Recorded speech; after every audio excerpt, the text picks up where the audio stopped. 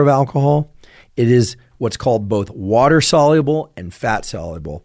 Translated into what's meaningful for you, what that means is when you drink alcohol, it can pass into all the cells and tissues of your body. It has no trouble just passing right into those cells.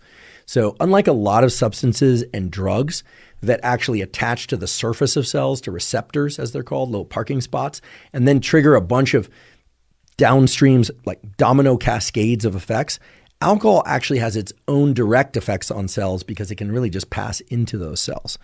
So it's water and fat soluble. And the fact that it can pass into so many organs and cells so easily is really what explains its damaging effects.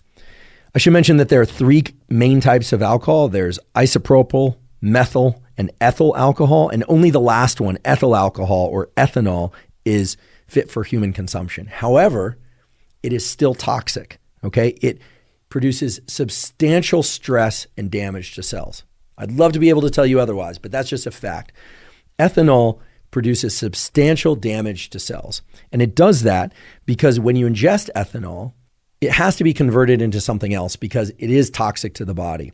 And there's a molecule inside of all of us called NAD, and you may have heard of NAD because it's quite popular. There's a lot of discussion about NAD in the longevity literature right now. NAD is present in all our cells from birth until death. The levels of NAD tend to go down across the lifespan. There are ideas that increasing levels of NAD may extend lifespan. A lot of that is still controversial, or at least we should say is ongoing in terms of the research. But nonetheless, when you ingest ethanol, NAD and related biochemical pathways are involved in converting that ethanol into something called acetaldehyde. It's broken down into acetaldehyde. And if you thought ethanol was bad, acetaldehyde is particularly bad. Acetaldehyde is poison. It will kill cells. It damages and kills cells, and it is indiscriminate as to which cells it damages and kills. Now, that's a problem, obviously, and the body deals with that problem by using another component of the NAD biochemical pathway to convert acetaldehyde into something called acetate. Acetate is actually something that your body can use as fuel. And that process of going from ethanol to acetaldehyde to acetate does involve the production of a toxic molecule, right? Again, acetaldehyde is really toxic. And NAD, and if we want to get technical, it's the NAD to NADH ratio. And that chemical step is the rate-limiting step to ethanol's metabolism. What does that mean for you? What that means is that if your body can't do this conversion of ethanol to acetaldehyde to acetate fast enough, well, acetaldehyde will build up in your body and cause more damage. So it's important that your body be able to do this conversion very quickly. And the place where it does that is within the liver. And cells within the liver are very good at this conversion process. But they are cells and they are exposed to the acetaldehyde in the conversion process. And so cells within the liver really take a beating in the alcohol metabolism events. So the key thing to understand here is that when you ingest alcohol, you are, yes, ingesting a poison, and that poison is converted into an even worse poison in your body, and some percentage of that worse poison is converted into a form of calories that you can use to generate energy, generate ATP. And the reason why alcohol is considered empty calories is because that entire process is very metabolically costly, but there's no real nutritive value of the calories that it creates. You can use it for immediate energy, but it can't be stored in any kind of meaningful or beneficial way.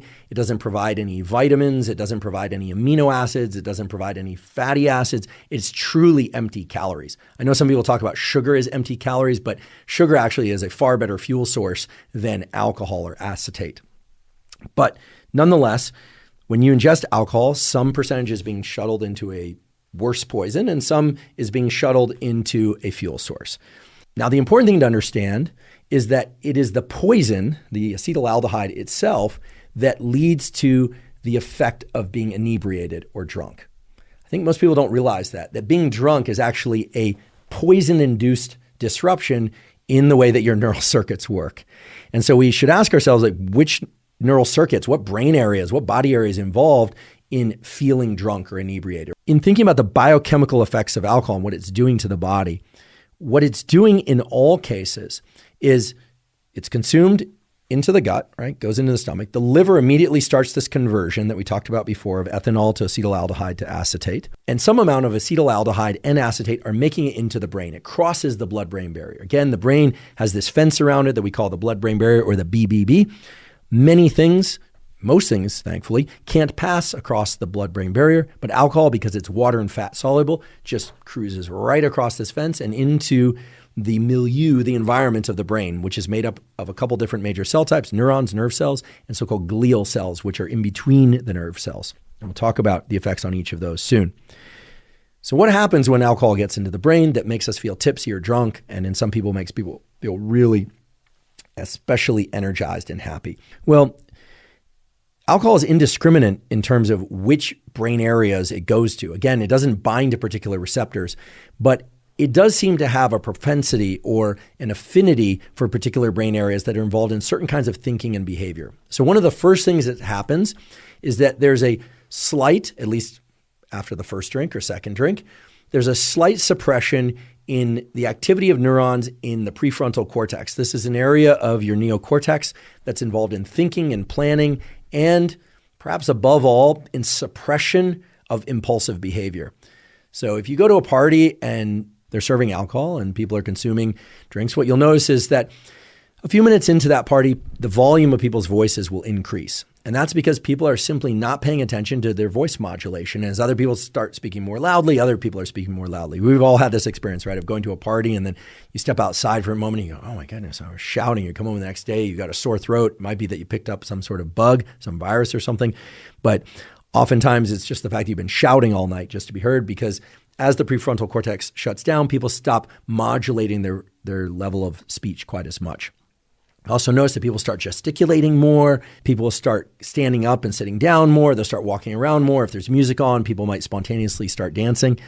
All of this is because these areas of the prefrontal cortex normally are providing what's called top-down inhibition. They are releasing a neurotransmitter called GABA onto various parts of the brain. They're involved in impulsive motor behavior and thought patterns. And as you shut down the prefrontal cortex, that GABAergic suppression of impulses starts to be released. So people will say things that they want to say without so much forethought about what they're saying. Or they might do things that they want to do without really thinking it through quite as much, or they might not even remember thinking it through at all, or experience, I should say, thinking it through at all. We haven't talked about blacking out yet and the effects of alcohol on memory. But as long as we're there, I'll just tell you that alcohol has a very strong effect in suppressing the neural networks that are involved in memory formation and storage. This is why oftentimes we forget the events of a night out if we've been drinking. One of the more important things to know about the effects of alcohol in the brain is this disruption in top-down inhibition, but also that areas of the brain that are involved in flexible behavior, sort of considering different options, like I could do A or I could do B. I could say this to them or I could say that. I could say it in that way or I could say it in this way. This might be a little more tactful. Those brain areas basically shut down entirely, and people just tend to say what they want to say. So the key thing to understand is that when people drink, the prefrontal cortex and top-down inhibition is diminished. That is, habitual behavior and impulsive behavior starts to increase. Now, what's interesting is this is true in the short term, so after people have one or two, maybe 3 or 4 drinks, but it's also true that the more often that people drink, there are changes in the very circuits that underlie habitual and impulsive behavior.